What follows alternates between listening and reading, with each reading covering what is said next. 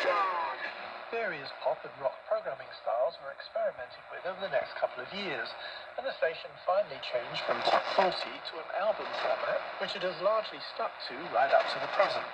In August 1974, the Dutch government introduced its own Marine Offences Act, at which point the MV Mi Amigo was moved back across the North Sea to an anchorage 12 miles offshore in the Thames estuary in a somewhat sheltered channel between two enormous sandbanks.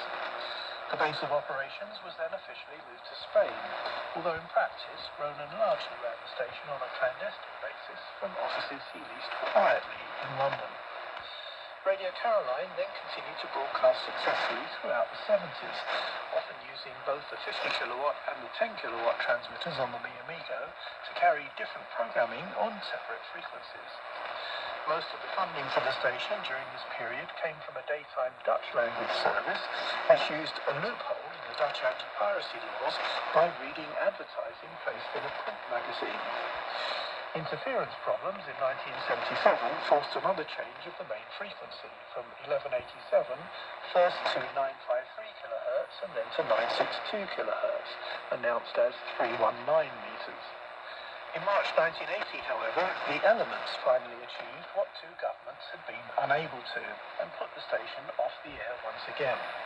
The Mi Amigo lost her anchor in a storm, drifted onto one of the sandbanks, and sank in the Thames estuary with her antenna mast proudly poking out of the sea, still pointing skyward.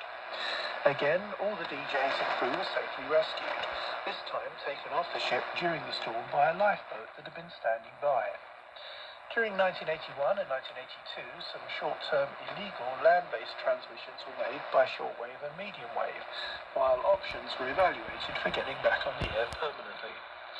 Financial backing was eventually secured for the purchase and outfitting of a new ship, the former Icelandic trawler, the MV Ross Revenge, and this was able to return Caroline to the air with a new 50 kilowatt RCA transmitter in August 1983.